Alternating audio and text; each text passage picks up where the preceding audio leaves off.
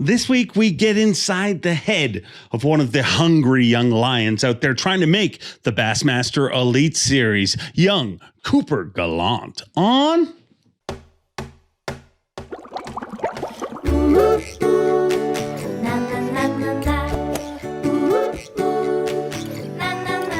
I'm Bob Cobb from the Bassmaster. Welcome to Mercer. You're officially halfway through the week. Happy hump day. Happy Wednesday to one and all. Welcome back. I guess it's not welcome back. Some of you might be here for the very first time. So regardless whether you're coming back, you're coming here for the first time, or you're coming here for the last time, welcome. We sure hope it's not the last time. This week's show is going to be a fun one. But before we go into it, I need to give you a moment of total honesty. I'm wishing you happy hump day, and I'm telling you halfway through the week, and the week hasn't even started. We're recording this on the Friday before. So if there's some big news that happened between Friday and Wednesday when you're watching this, I'm probably going to be behind. But the only thing I promised you guys from the start was that we'll be honest on this show. So yeah, this was pre-recorded, but this is going to be a fun one and a very different one. Quite often in all sports, I mean, this show is no different.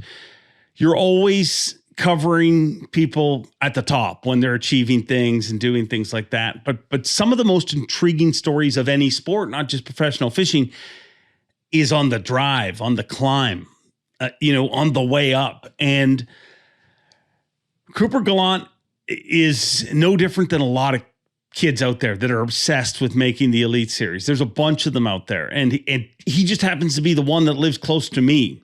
In every state, in every province, in some areas, in every town, there is somebody so hungry to make the Elite Series, some of these young anglers. And it amazes me just how skilled and how ready they are when they get there. But I thought, Coop came one or two spots away from making the Elite Series last year. And I thought it'd be a cool interview just to take things from him.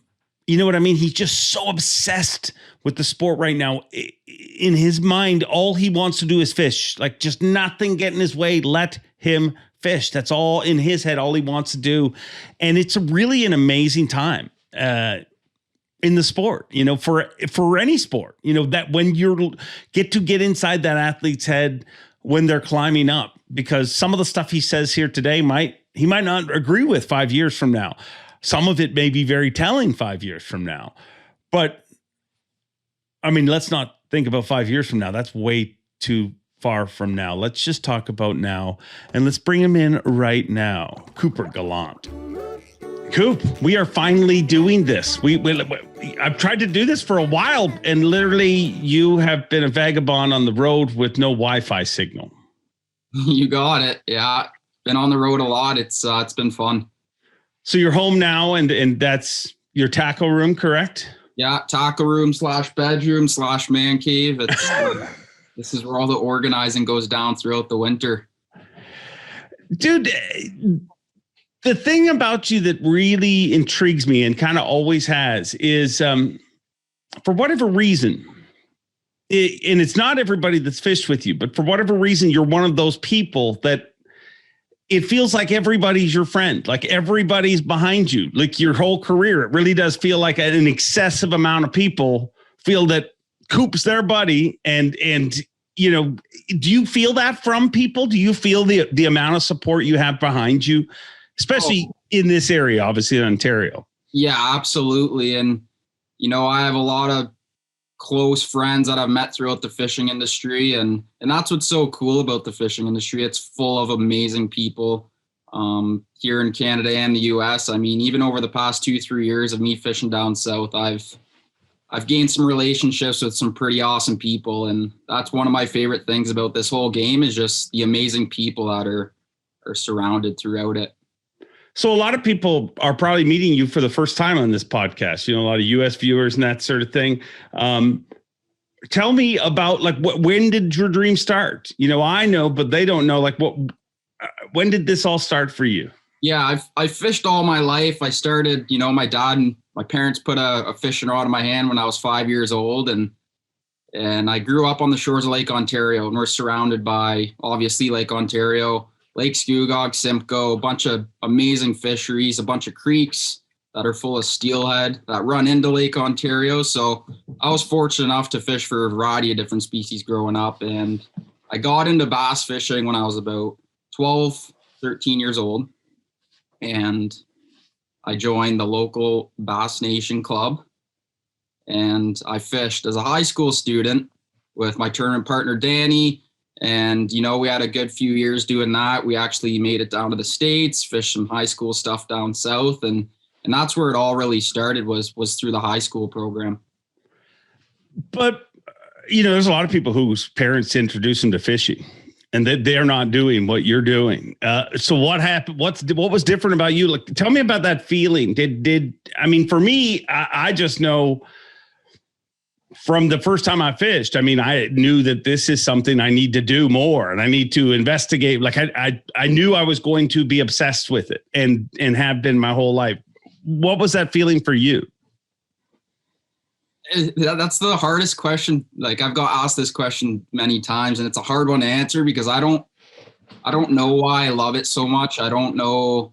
I just do. I live for it. I grew up doing it my whole life. And like I said, I obviously love the people within the fishing industry and just scratching new fishing adventures off the bucket list and fishing for different species. And then obviously tournaments, that's my biggest passion, fishing competitively. But it all started when I was younger doing that high school stuff. And we were fortunate enough to win one down in the States on the St. Lawrence. And I think that was the tournament that was like, yeah, I want to fish competitively. I want to try and make it.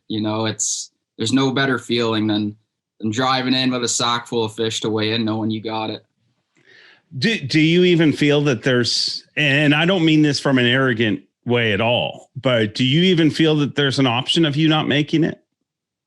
I like to think there's not, but yeah, I really want to do it. It's, as you know, Dave, it's so hard. There's so many good anglers out there but it's doable if you put your mind to it and you work hard at it. And, and I'm lucky too. I have amazing support from, my sponsors, again, friends, and then my family. So I think that's a big part of it. So hopefully, I'm in a good position where I'm able to do it. I'm still living at home, so I'm going to give it my all and try and make it happen. What do your parents think of that? I know my parents, when I told them I wanted to fish for a living, they just were like, it was a nightmare to them. They were just like, how do you even do that? Yeah. At first it was like, they didn't really understand. And but the more and more they started coming to weigh-ins, meeting people, coming to the fishing shows and then just seeing how it all worked and stuff like that. Like, it's funny. Now my dad watches more Bassmaster Live than I do. He's right into it. He signed up for the first open on Kissimmee as a co-angler. So, oh, wow. He's not even a bass fisherman. He just loves it. Well, that's cool. But what, so do you have something in you that makes you feel that, it's an odd occupation and even the people in it is such a freakishly low percentage of success. The amount of success that you're going to have is so low. What's in you that makes you think that you can make it in such a tough sport? There is a Cooper Gallant in every single bass club in the States. You know what I mean? Really, the odds. Yeah, for sure. The odds are slim. I don't know if I'm gonna make it. I don't in my head. I'm gonna make it, but it's so hard. I don't know. I don't know. I have so much confidence, which I know is key to this game. Yeah. And I know I have a big passion for it. It's ridiculous. Throughout the winter here in Ontario, I get the jitters just thinking about bass fishing. Talking to you right now, just thinking about it gets me fired up. And I don't know. I just love it so much. And I just have the mindset that, I'm going to keep doing it until I make it. So I don't know. We'll see what happens. But at the end of the day, I love it. And if I don't make it, the journey is what it's all about. Yeah, no, that is the truth. That is the truth. It's, and I honestly, there's no part of me that thinks that you won't make it. And I don't mean that you're guaranteed to make the Elite Series but I just feel like you bring so many pieces to the table. You're going to make it. You know what I mean? Whether you make it as a tournament angler, whether you make it as a guy who catches giant muskies in Lake of the Woods on camera, I feel like you'll be a professional angler all your life. And if I was a betting man, I'd think that you'll make the Elite Series one day.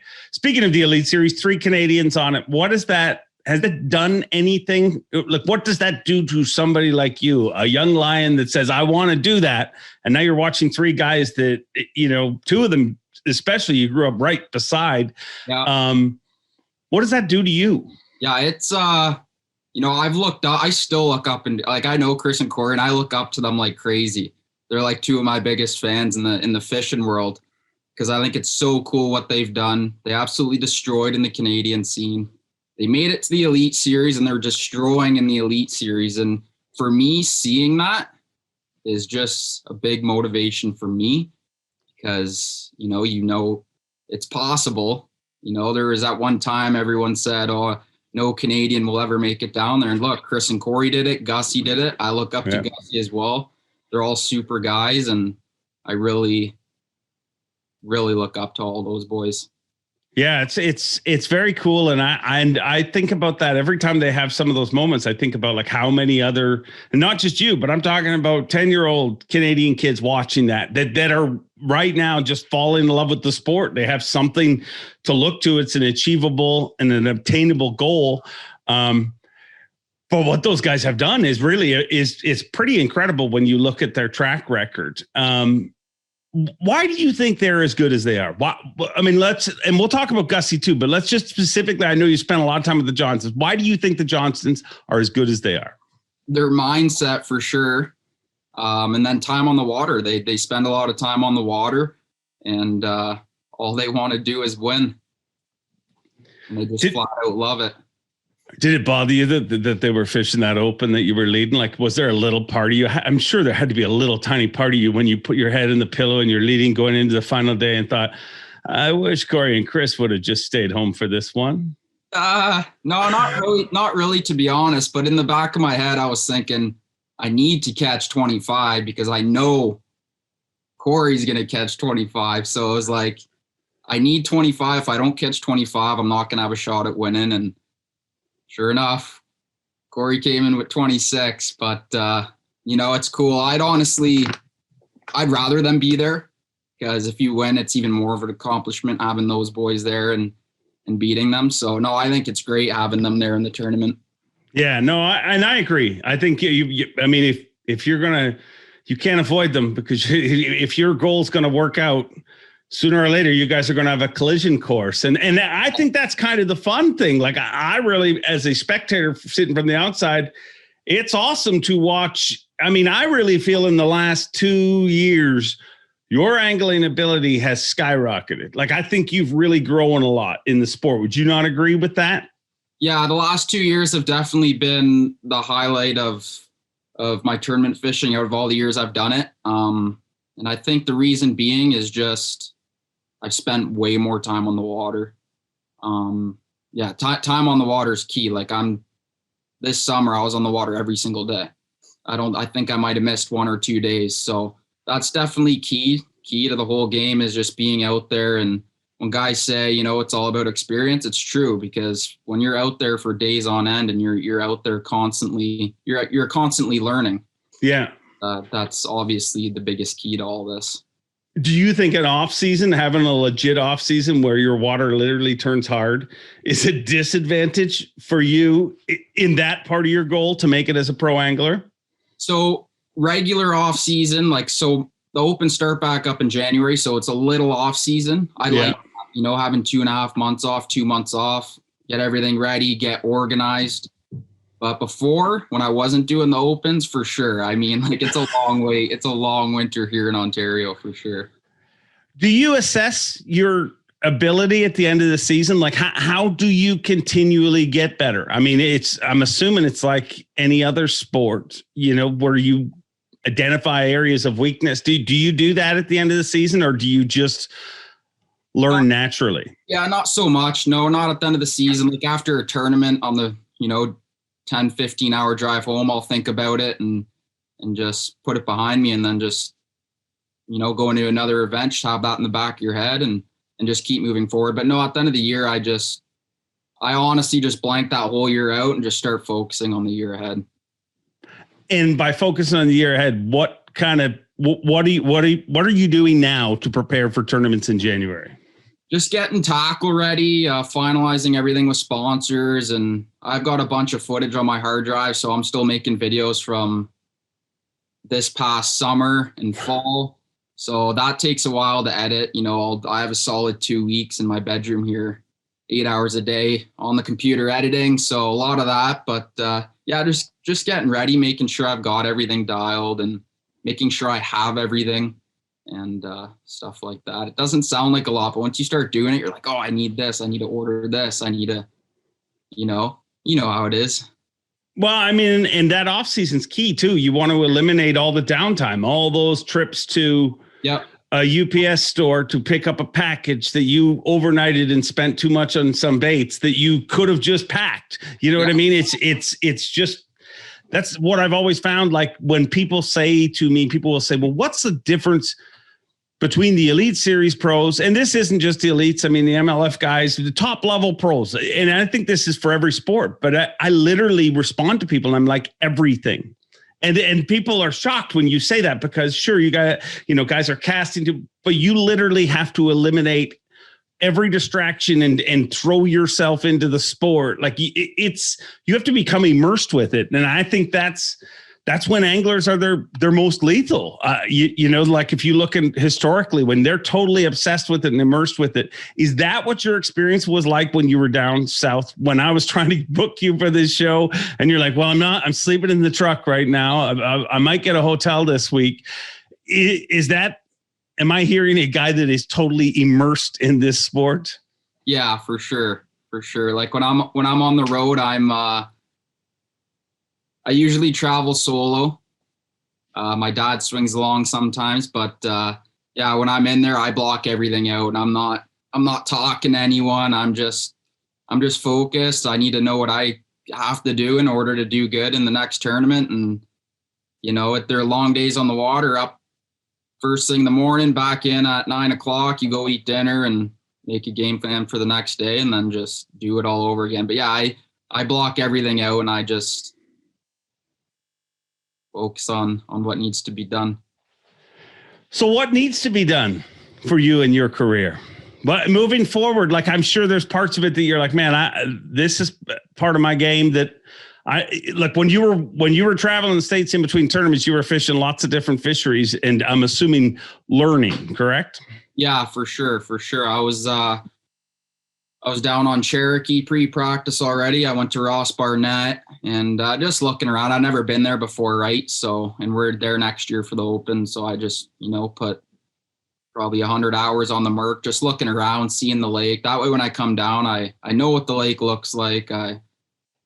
Just to get an idea of the layout of the lake. And then that's a huge, huge thing because, if you've never fished a lake before and you go there for 5 days, chances are 3 days of your practice are no good. Like you spent 2 days just looking around, but I've already got that out. I know what the lake looks like and I have a good idea of what I'm going to be doing when I go down. So it definitely helps doing that. What do you take from that pre-practice? You know what I mean? Months ahead, and you go down and you're like, do you totally erase all the fishing information or do you keep that? Is it just about learning the lake? Like what is applicable a few months later? Yeah, for me, it's just learning the lake. Like I don't care to catch a fish when I'm there. I could care less to roll up and start whacking on a bunch of fish because chances are when I'm back there in the spring, they're not going to be there. So I'm just looking around, where the shallower flats are, where the deep timber is, where some nicer creeks look like, good lay down, just little stuff like that. And just getting an idea of what everything looks like. I don't care to catch them. So I've asked several anglers this, and everybody has some answers are similar, some are very different. But I want you to break down 3 tasks in fishing, and just percentage. If you're building the ultimate tournament angler, number 1 is knowledge. That's your knowledge of the body of water you're fishing, the history, all that sort of stuff. Number 2 is your physical skill. So how you can cast, your ability to fish. And number 3 is your mental power and your attitude. Break those 3 characteristics down into percentages. And obviously the total has to be 100. So sorry, Dave, say those 3 again. Knowledge of the body of water. Yeah. Physical ability. And number 3, mental and attitude. I would say mental attitude would be 70. Wow. Knowledge of the body of water would be 20. Wow. And 10% fishing ability for me anyway. I've always said I'm better at finding them than I am catching them, because usually catching them is easier than finding them. So. Wow, that's high. But I mean, that seems to be the way it skews, because I mean, everything can be right. And if your head's not in the game, why do you think fishing's like that? Is it because it's so long? I mean, you look at other sports, a long sport is something that lasts 3 hours, unless you're talking about, what is it, cricket? They play for days. That's a ridiculous sport, just so you know. I've never played it, but if any sport you play for days is weird. But do you think it's the length of time? Is that why it's so mental? I think that's definitely part of it. And then the other part is just little things like losing a big one. Are you able to shake that off? And are you able to shake that off right away and just keep fishing? Or, some guys, that'll be in their head for the next 2 hours and they don't realize it, but you are fishing differently when you're thinking about something else. Like you need to be dialed, and you need to be just focused and mentally prepared for that next bite, not thinking about what just happened, an hour ago. So I think that's huge. Do you find yourself, while competing, having to refocus yourself? Do you find that, or do you think that's one of your strengths where you can stay totally locked in and not let anything? Yeah, I think it's one of my strengths. I zone out, I do. And I don't know, I just sometimes I zone out so much, I forget I'm even in a tournament. Like I'm just but no, I think it's definitely one of my skills, I'd say. But there is times for sure where I'd be lying if I didn't say there's times where it's taken me a bit to shake some stuff off. Like I've lost some, even last year in the Opens, I lost some key fish that, screwed me up for a good hour. So it's definitely hard, but at the end of the day, just knowing that if you can just shake it off and just stay focused, you're going to be better off. You were 1 spot out, I believe, of the elites this year, 2 spots out. How did that affect you? Getting that close, did it affect you in any way? Not really, because looking back, Dave, if I were to have made the elites last year, I honestly don't think I'm ready. I'm not. And I'm just being straight up honest with you. And by coming that close, it just makes me want it that much more. I'm going to go fish all 9 next year, and I'll be able to learn a lot more and just prepare myself more if I ever do make it. Because I honestly think if I did make it last year, season's happening so quick, I wouldn't have been able to. I'm just not ready yet as far as, the fishing aspect of it, sponsors and all that. But that's just my honest opinion on that. I think that shows maturity, though. There's a lot of people. I mean, Chris Grow last week on this very podcast said, man, I made the Elite Series 1 year too soon, in his opinion. And I think that's huge, because when you take to account that you're saying 70% of it is mental, you want to be prepared. You know what I mean? You don't want your first season to be a drubbing, because literally one bad season on the elites can scar an angler for a long, long time. There's some great anglers that literally, I mean, that's the only way to explain it. They get scarred from, how tough it is to make a living. So I think timing is everything. And I think that says a lot about you, that you're mature enough to identify that it would have been too soon. Because I totally expected you to say, no, I would have gone. But I think that's a smarter decision to learn. I mean, also you fished 3 opens, right? Like you didn't fish all 9 last year. So go learn where it's easier to learn, because it's not easy to learn on the Elite Series. No, exactly. And no, I'm excited for next year. Like you said, I just did the 3 Northerns last year and had a pretty good run at it. So, the stars align for this year, and I'm going to hop in all 9, and it's going to be a good year. I'm going to learn a lot and fish my brains out and try and make it happen. I got 4 opportunities to make the Elite. So it's going to be a blast, and the journey is going to be fun. I love traveling. I love fishing new bodies of water. And then of course I love learning, meet new people. So it's going to be a good year. And I'm just getting the jitters talking about it right now. I can't wait to get out of this cold weather and head down to Florida for the first one. What you say that, I mean, you want to be on the road. I mean, if you had it in your way, you'd never be home. Really? Correct? Oh, for sure. I love it. I love it. Like even at that, at the Bass Pro Shops US Open, said if we cash like a good check, we get like a top 5, I'm staying down here all year. I just love it. I love traveling, and again, fishing new bodies of water. I love it. Well, and that's 1,000% what you're supposed to do now. I mean, if you were in another line of work, if it doesn't matter what you do, if you were selling insurance, how old are you? 23, 24? Yep. 24. So that's the point in your life where you're supposed to be hammering down and working harder than you ever have. This is what everything you invest now hopefully helps you reap reward down the road. Here's one thing that's different about you and a lot of Elite Series pros, and that's also geographically, but you fish for a lot of different species. There's a lot of Elite Series guys that they're bass anglers. That's what they fish for. What do you think those other species, do you learn stuff that helps you in tournaments, or is it just you're so obsessed with fishing that you have to catch something? I'm just so obsessed with fishing, to be honest, Dave. I love it all. Again, I love it all. I love muskie fishing. I love carp fishing. We even do carp every spring. It's a blast. Anything that pulls line and anything that involves getting a fishing rod, casting it out there and hooking one, I'm all over it. You've been to several classics, and I've seen you standing right down there in the splash wall. Somebody in your position, and you've been for several years. What goes through your mind when you're there? Are you just watching, or are you like too distracted? I would think if I'm Coop, I'm too distracted by the thoughts of when I get to go there one time to even enjoy what's going on.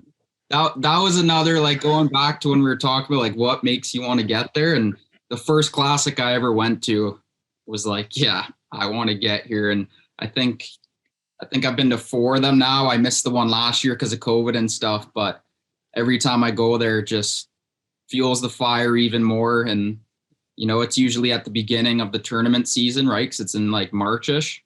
So it just gets me fired up for the season and just reminds me every time I'm there how bad I want to be on that stage one day. Well, I mean, I hope you make it, dude. I mean, I really do. I think you have everything it takes to make it. But I mean, there's a lot of people who have everything it takes in every sport to make it. I mean, but ultimately it all goes down to work, I think, honestly. And that doesn't seem to be something you're scared of. Yeah, no, for sure. Like I said, it's what I want to do. I love it, and I'm obsessed with it. We're gonna give it our all. And like you said, I'm at the right age where I'm still living at home. I'm able to do it, so I'm gonna give it a run, and hopefully we can make it happen. And who knows, maybe one day I'll be fishing it and talking you up on the stage. So you said that last year wasn't the right time. In your head, timeline wise, when is the right time? If you could, I mean, obviously at the right time's when it all lines up. Yeah. You can't control that. But if you could in your head, well, when do you think is the right time? The next 3 years. That's that's a strong goal. I don't know when. Like, I'd like it to be end of next year, but next 3 years. I think that's the right way to go into it. Growing up, who were the pros you looked up to? Chris Corey, 100%. Chris and Corey, Gussie, guys like Polinick. He's a beauty. With, he's just so good at all. He does the videos. He wins. Like, he's just an incredible angler. His thought process behind everything is insane. KVD, just because he is the best to ever hold a fishing rod. Yeah. And to be honest, Dave, guys like you who had their own TV show, Izumi, I looked up to all you guys growing up. So thank you. Well, I think you looked up to some people, but you've done some cool stuff yourself, man. And to watch both you and Danny. I mean, I'd love to have Danny on here too, because I mean, both of you, like, if you look at how rare what you guys just in this last year did, you know what I mean? Like, you were down fishing the last opens, and then he was going down to fish the Bass Nation Championship, and then you both went to fish the Johnny Morris deal worth $1 million. I mean, you guys have to feel like you're both making your mark at this point. Yeah, it was a fun year for sure. It was the best year I've ever had in the whole tournament scene, and both here in Canada and in the States. And we're both super thankful and fortunate to be able to do it. And very thankful. I mean, I'm very lucky that I'm able to travel and do it and try and give it a shot. Very thankful. It's been a lot of fun to watch, and I can't wait till next year. So call your shots. Tell me what lakes you're most excited about. I think Cherokee's going to be a fun one. Put a bunch of hours there in between tournaments about a month back, and it looks like it's gonna be a fun one. There's some big smallies out there, largemouth too. To be honest, I'm really looking forward to going back to Florida. I fished my first ever open on Kissimmee. I ended up having mechanical issues and I had to drop out, but I love that place. It's like a big lake Scugog. It's very cool. And, a lot of people back or down in the States think that that's so new to us, but it's really, we have a lot of fisheries up here that look like Florida. So I feel comfortable down there. I'm looking forward to that one as well. I'm looking forward to all of them. It's going to be a big learning curve, and I'm excited about it. Really the biggest, I used to think years ago, a Canadian going down there has got so much to learn. But if you look now, they've almost got a better advantage than a lot of people. Like if you're from Oklahoma, there's a lot of things you're not used to dealing with. You know what I mean? Grass and all sorts of things. I'd say the one thing that Canadians kind of really have to learn is tidal waters.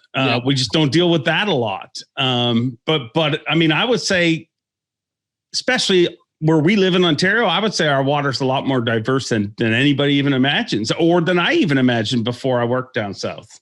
No, you're right. You're 100% right, Dave. And back to tidal waters. That's another one that's a big learning curve for me. We got the James River next year. We got Chesapeake. So I've done tidal water about 4 or 5 times now, and I'd say I've got lots to learn, but I'm looking forward to learning more and getting down there and trying to figure something out. The James is a cool place. I like that place.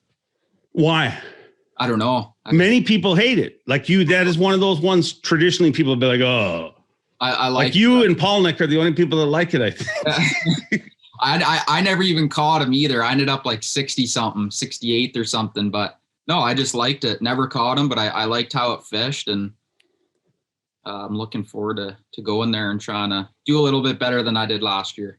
Did you miss something there? Like, is that why you're excited? Like, and I don't need you to give it to me right now, but is there something like you're like, man, if I had a mulligan to do that one over again, I think I can do better? Yeah, a little bit. Not crazy, but there was a few things that I wish I could have redone or changed throughout the tournament. But yeah. It's going to be a lot of fun to watch your future, dude. And I will say, I don't think it's a question of whether you do or don't make it. I think you make it, it'll just nobody knows what, tails or trail it will take. You know what I mean? Like literally, I mean, I feel like I used to be you, dude, like at your age, you know what I mean? Like where you're just like, I know you won't say it because because fishermen are weird and they don't say things because they're like, I'll curse myself. But I look at people like yourself and I'm like, well, of course they're going to make it because they're not going to stop until they do make it. Right. Like literally, look at your life. I mean, that's your bedroom behind you. Where do you even hang clothes? I mean, you're obsessed by fishing. Yeah, I'd show you my room, but it's pretty embarrassing how messy it is right now. Got clothes everywhere, tackle boxes thrown all over the floors. But yeah, no, it'll be a good ride, Dave. And like I said, I'm excited to get it rolling and get the season started. And yeah, hopefully we'll see you on that stage in the next 2-3 years. Make it happen, dude. Only you can do that. And I look forward to watching it. And I hope some of the people that watch this fine programming look forward to it too. Coop, you got anything else for me or is that it? That's it. Just big thank you to you, Dave. Everyone watching. Appreciate it, guys. Let's hope some people watch. Thanks, Dave. Well, that was a pretty unique look inside the young mind of a great angler that I think has a really, really great future ahead of him. But that one thing that stood out in the whole interview, if you ask me, was just, you have to be obsessed. If you want to make the Elite Series, if you want to make the top level in anything, you need to be all in. And Coop is all in. I mean, you saw his room. I mean, that's everything. It's his man cave. It's his bedroom. It's his fishing room. It's his dining room. It's the cave that he hibernates in and obsesses over this sport. And I hope some of that showed through. I really hope that some of you saw the true passion and love that Coop has. And Coop's no different than so many people. I'm sure as you're watching this, you're like, that's like so-and-so, or that's like so-and-so that's trying. And there's no better story than people when they're building their way up. And it'll be a pretty proud day for me when I see Coop on that stage, because I honestly do believe I will see him. But hey, the only thing I'm worried about right now is seeing you next week. So come back here next week, and it's all I got for you. Have a great week. Enjoy being, and Bob Cobb, take it away. Thanks for watching. Please like, comment, and subscribe, because Bob Cobb of the Bassmasters told you to. You hear?